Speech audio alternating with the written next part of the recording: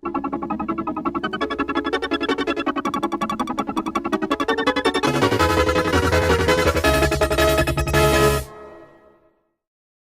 YouTube, it's Wake Angel 2001. We're coming at you with the Sonic Boom vlog for episode 50 now. I zoomed in the camera a little bit more. The framing is now different, so this video isn't too repetitive.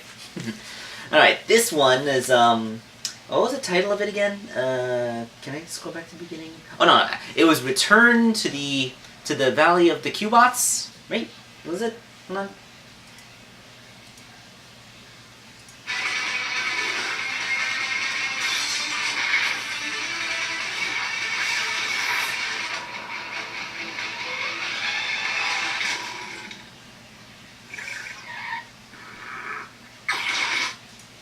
Return to Beyond the Valley of the Cubots. Alright, so this episode is actually a follow-up to the video game Sonic Boom Fire and Ice. Like, wow! I always said that when Sonic Boom Fire and Ice with its cutscenes actually felt like it was just an interactive episode of the TV show. And, now we kind of have, like, if the video game was an episode of the series, we know where it would take place in. It would take place in between episode 49 and episode 50. Because this is the first time in the entire season that they've actually acknowledged, Defect. Yes, that's his name, Defect, the little guy. So the episode begins with Tails working in his workshop with Defect standing there, providing telekinetic help to give Tails whatever he needs. When Tails is hammering away on something, a piece of equipment on a high shelf is about to fall over, and Defect tries to warn him. But, you know, all he has are those orbiting little exclamation points around his head, so Tails can't understand what he's saying. And when he hammers one more time, the thing falls, hits him on the head, and breaks. And Tails is like, why didn't you just use your telekinetic powers to catch it? And Defect is heartbroken and says, that's okay, I'll clean up the mess while you go just buy the replacement components. So Defect goes into the town, and when he gets to the store, he tries to ask for the components, but he can only make little buzzy noises and wave his arms. So the guy can't understand him, and when Sonic and his friends try to understand him, they come up with a whole bunch of other stuff. When Sonic and his friends come back with a pile of crap, like I just sent him out to get replacement parts for my extremely complicated technology name that I'm not even going to bother trying to remember. They said that it's a shame that he can't just talk like anything else. And Tails is like, oh, well, I do have a spare voice chip. I guess I can install it in him. Like, you've had a voice chip this entire time? Why didn't you just give it to him in the first place? I guess I needed an inciting incident. Breaking the fourth wall, breaking the fourth wall, breaking the fourth wall, breaking the fourth wall. So now Defect has a voice, and he's like, oh boy, what should I say first? I want my first words to be meaningful. I already blew it, didn't I? Don't worry, Defect. You have plenty of opportunities. And it turns out that Defect actually hates being a lab assistant. I mean, he likes Tails and all, but he wants to find his own path. So he tries to get a job. He gets a job at an ice cream stand, and at first people like the novelty as someone who can telekinetically scoop up a perfect ice cream cone and pass it to you without ever having to touch it. But then when the rush comes in, he tries to handle all their orders at the same time and ends up splashing everybody with ice cream, so he gets fired. So Knuckles takes him to work as a personal assistant in the gym, and Dave the intern, who's lifting the barbell, he actually gets a couple reps in. I'm like, wow. I mean, the joke here is that Dave eventually gets pinned under it and needs help getting it off, but the fact that he got any reps off at all is actually more than I ever would have expected from him. So when Defect tries to lift the barbell up to help him get out from under it, he lifts too hard and ends up throwing Dave into Tommy Thunder. Then they have an open mic night at the comedy club, and Defect isn't funny because he's like, you notice how AA batteries come in packages of 4, while remote comes in packages of 1? That's a spin on the hot dog joke, because hot dogs come in packets of 10, but hot dog buns come in packets of 8. Like, that is so weird. You have to buy the lowest common denominator between 10 and 8 is 40? Yeah, 40. Yeah, so you'd have to buy 4 packets of hot dogs and 5 packets of hot dog buns to have the same number. But I digress. Dr. Eggman actually gets off a pretty good zing. Like, what's the deal with dual-core processors? They're outdated technology, like you. And everybody laughs at that, except for Sonic and his friends who feel bad for Defect because the main characters are the only ones who ever have a sense of empathy. Feeling disconnected from everybody else, Defect starts wondering what his place is in the world. When they mention that there are other defective robots that Eggman's rejected. Like, really? So they introduce him to the Valley of Q-Bots, where he instantly falls in love with Cute-Bot. So they leave him to assimilate and make friends. When he starts talking, and they said we live in constant threat of Eggman attacks, especially now that Friendbot lives in Roboken. Like, I always wonder what happened to Friendbot. I guess he moved to Roboken. So Defect decides that he's going to be their protector. So he lifts up a giant rock to show off his powers, and they grab some wooden pitchforks and storm Eggman's castle. So Eggman's tending to his garden, and when Defect comes in with the Q-Bots and is like, prepare for retribution! I'm always prepared for retribution. I'm widely disliked. So he brings out a bunch of Motobugs and the giant Destructobot. What are your pathetic little Q-Bots gonna do? Throw them at me? And so he uses telekinetic powers to fling them at the Motobugs, and they had their pitchforks, so they impale the Motobugs. I really shouldn't have given him the idea.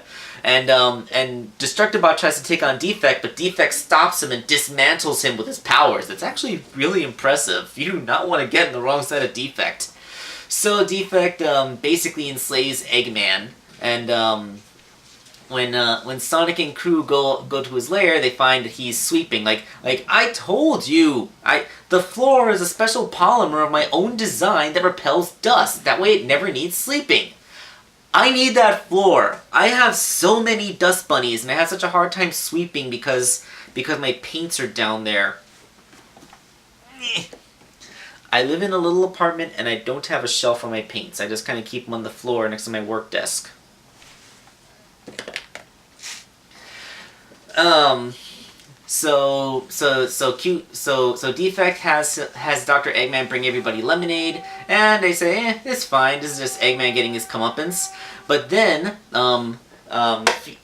feeling the joy of catharsis and revenge, Defect decides to go off and start attacking everybody who's ever wronged him. So he destroys the ice cream cart, attacks Tommy Thunder, and then he goes after the comedy club when Comedy Chip is performing again. And when he says that he got the idea from Sonic, Sonic says, "Not what I meant." But it's too late. He's doing all this kind of stuff. But since he's confronting Sonic and friends in the village, that means Eggman is alone. And he pulls out a prototype for Defect that he never finished, and he takes his components to make a telekinetic helmet for himself so he can match Defect's powers. So what follows is a really cool action scene where Eggman in his mech suit is battling Defect, and it's actually really cool. Like they're throwing stuff at each other, missiles are getting fired. At one point he threatens Cute-Bot, but Sonic rescues Cute-Bot. So when Dr. Eggman tries to attack Sonic, Defect takes the opportunity to tear the head off of the mech and destroys his telekinetic helmet. Then he kicks Eggman away, and he thanks Sonic for rescuing Q-Bot, and that squares him. So he says that everybody has to watch out because he's found his calling. He's going to protect his fellow robots from Eggman and any organic life forms that he sees as a threat. So with that, he and the other Q-Bot floats away, presumably to go back to living in the Valley of the Q-Bots. And that's when Knuckles asks Sonic if Defect is a good guy or a bad guy, and Sonic says it's a little bit more complicated than that. Ah, so they're good bad guy gals. It's okay because Proper Universe Knuckles is smarter now. This episode, like I said, it connects to the source material of the video games a lot better, in that it's a legit sequel to Sonic Boom Fire and Ice, which is it's always welcome. I mean, Lyric never made an appearance in season 1, although I guess it's because the Sonic Boom, the original Sonic Boom game was very negatively received, and Sonic Boom Shattered Crystal for the 3DS was only moderate, not enough to rise above the negative press that the Wii U version of the game did. And but you know, Fire and Ice was a pretty good game. Like, it wasn't the most amazing thing ever, but it was a good game. Fine, really, it was fun. It was cool. They polished out a lot of defects, and they had better cutscenes, which actually made you feel more invested in the story. You know, no problems, no problems. So yeah, this is all pretty good. This episode was good.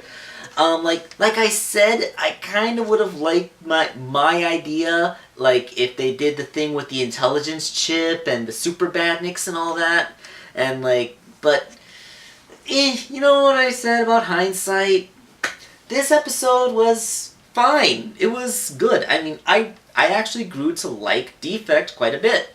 I mean, it's a lot better now that he's not just a lassie thing. Like, he's no longer an R2-D2 communicating with people through beeps and everybody tries to guess what he's talking about. So, there's really only two episodes left of the season. In 2 weeks, we're gonna have no more Sonic Boom. I mean, is that going to be the series finale? Are they going to end it with that? Or are they going to bring out a season 3? I mean, every indication is that this cartoon is pretty well liked. It was even nominated for Kids' Choice Awards. But every other indication is that the network positively hates it. They put it on the Boomerang channel, where it's almost guaranteed, where, you know, not as many people watch Boomerang as Cartoon Network.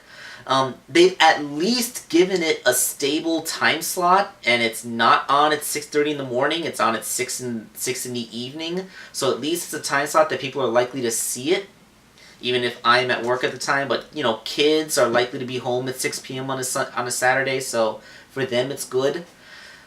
I'm just like wondering, like, are we gonna witness the end of Sonic Boom?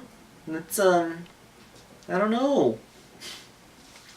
Well, I guess we're gonna find out I guess we're gonna find out in a few weeks. Like, after the season finale, we'll start to get leaks to see if Sonic Boom is either canceled or if they're gonna make a 3rd season. So, yeah, we'll find out about that later. See you around.